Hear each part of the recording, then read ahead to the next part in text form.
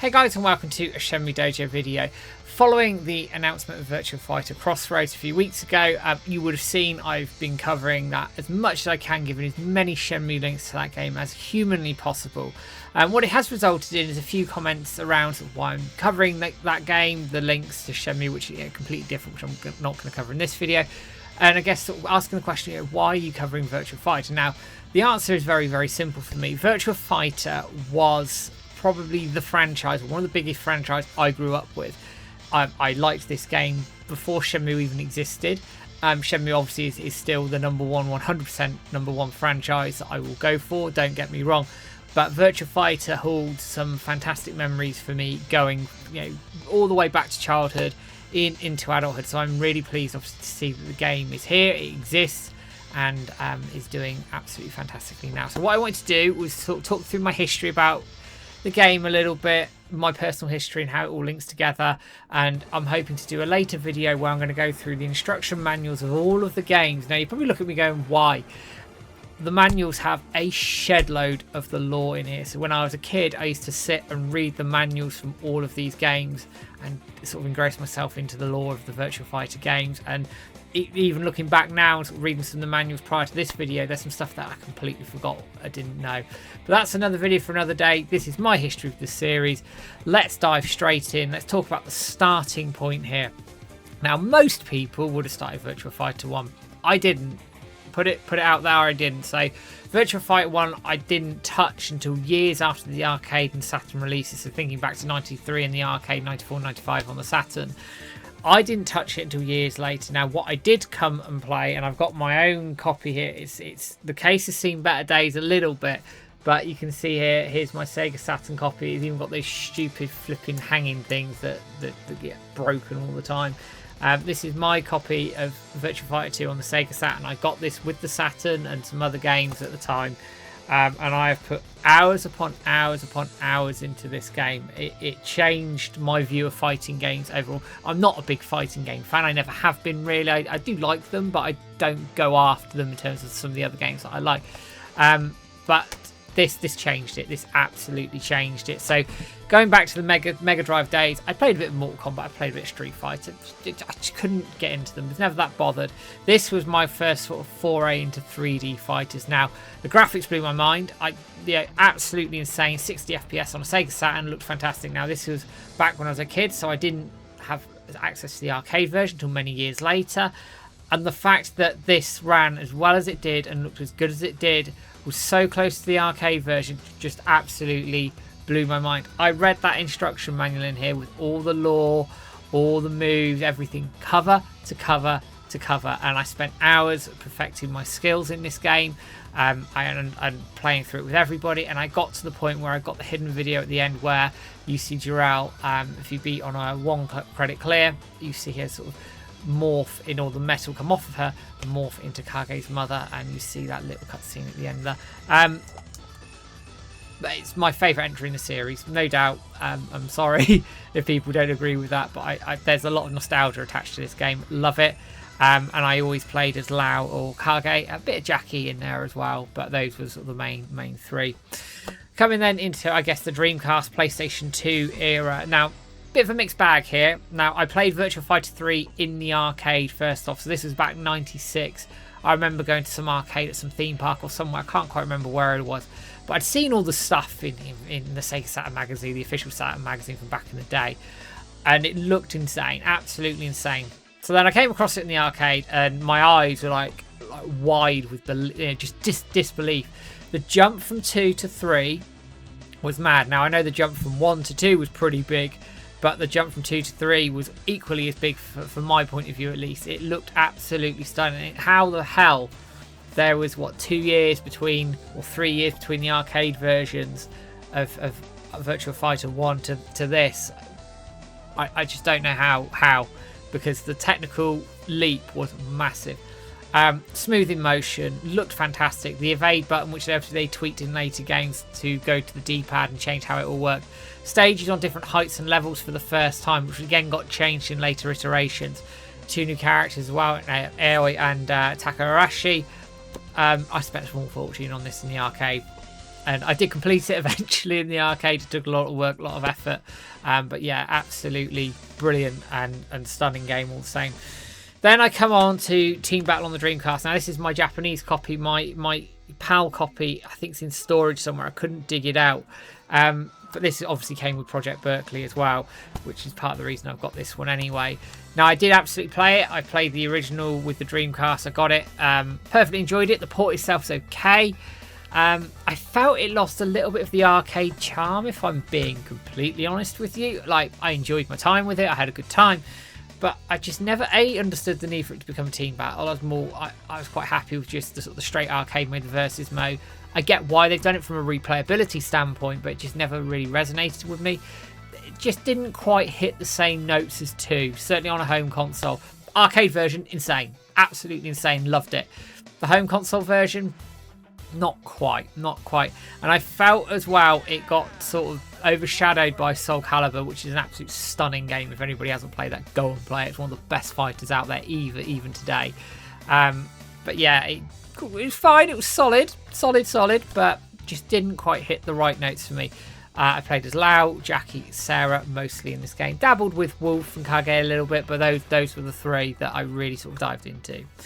So next up is the PlayStation 2 era. Now this felt weird given that it was the first Virtua Fighter title not to be on a Sega console, but I had to get this day and date, and it was a real return to form for me actually. Virtua Fighter 4. Now here's my copy here. I got this day one, as I say, and it is absolutely fantastic. Got 2 new characters in Lee Fei and Vanessa. The Kumite mode was tough, I will say that, but I certainly enjoyed it as well. It felt great to play all the way through. It added sort of tough new challenge to it. I felt the balancing was really good as well. I believe, and someone might have to correct me on this, it was the first game to offer destructible stages within itself. So I think of Lee Fei stage, for example, when you get hit and fall over the slabs on the floor, break. I also like to think like the snow moving when you're on one of the first stage. I think it's Leon's stage actually. Looking at the back of it here, you can see the snow moving, the sand moving on Jeffrey's stage. So it had sort of some movable elements within it. I thought the hair motion looked good. I just thought it looked really damn good, and I couldn't play this enough.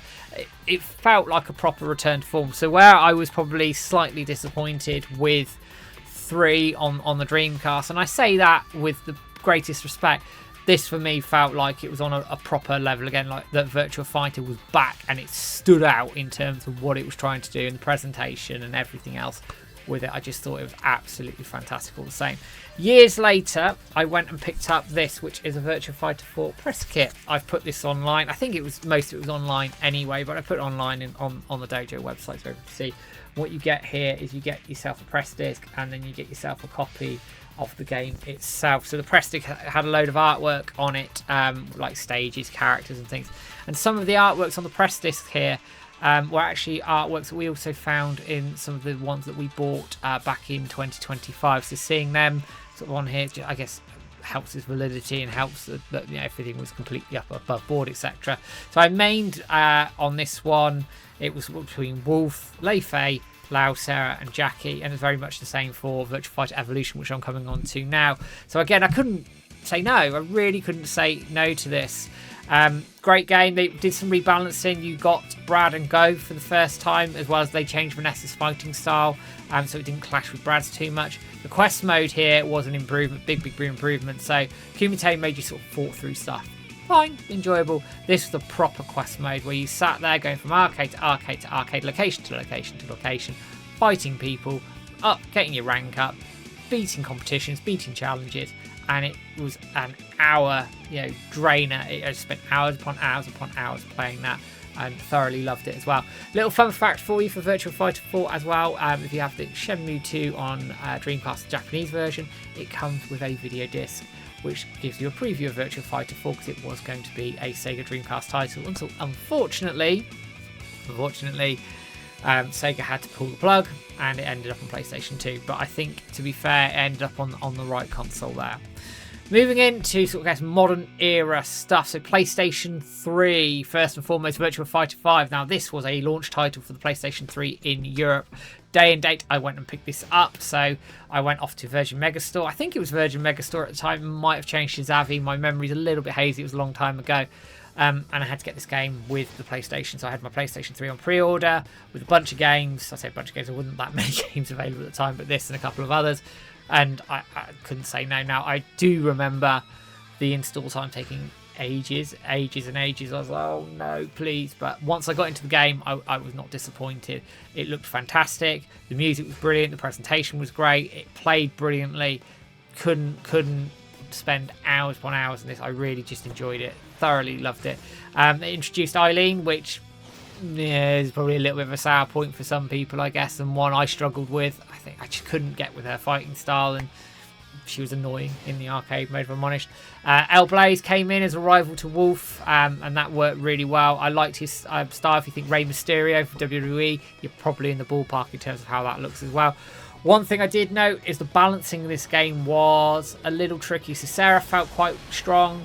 Jackie was very strong. I felt Wolf was massively overpowered. If you got him into a sort of a routine, you clothesline somebody early on or dropkick somebody early on, you pick them up, you clothesline them, German suplex them, and you throw them around pretty quick. You can take a lot of damage pretty quickly off of somebody.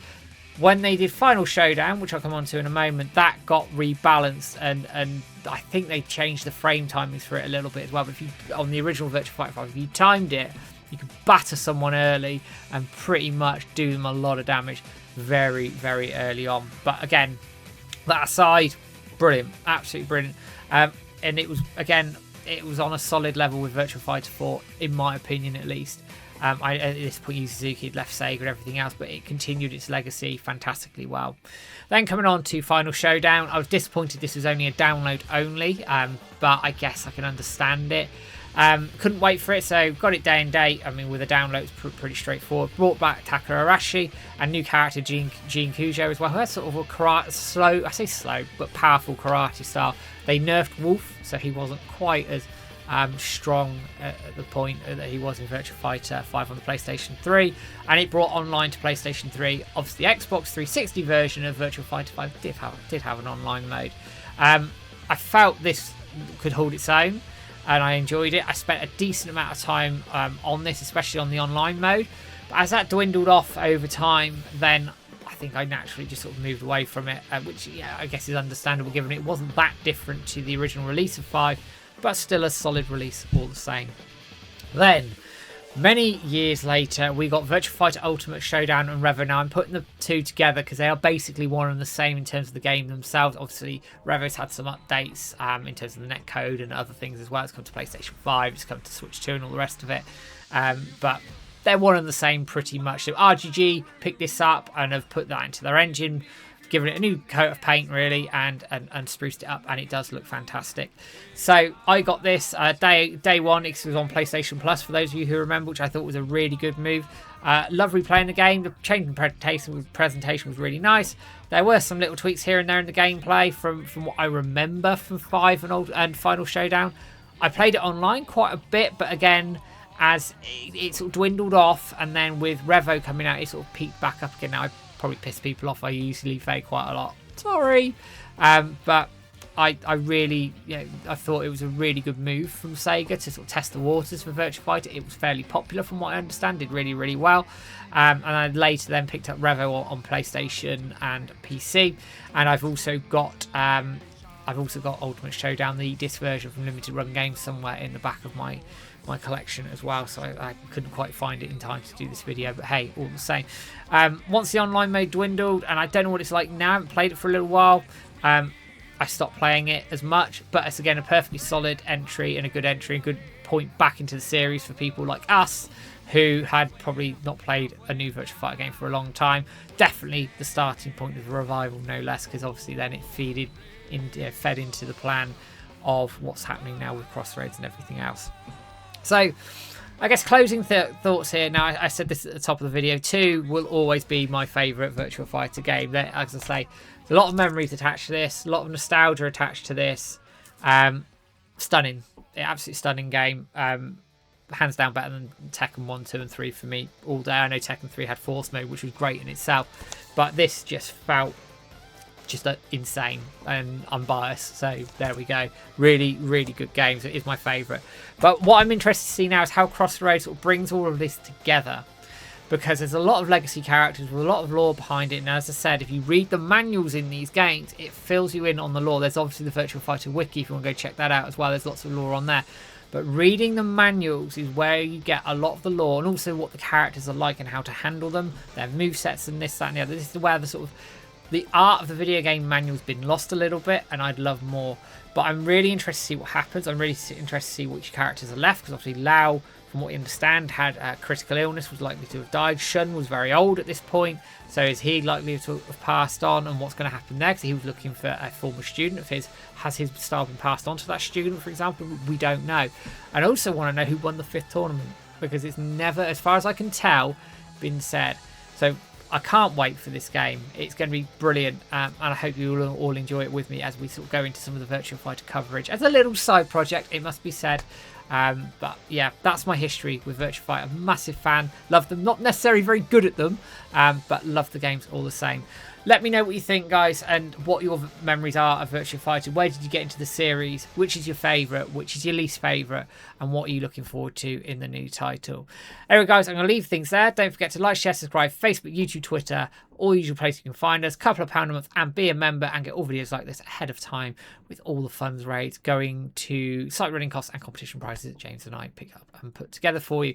Otherwise, guys, the last thing for me to say is thank you for watching this video. Take it easy, and I'll see you soon.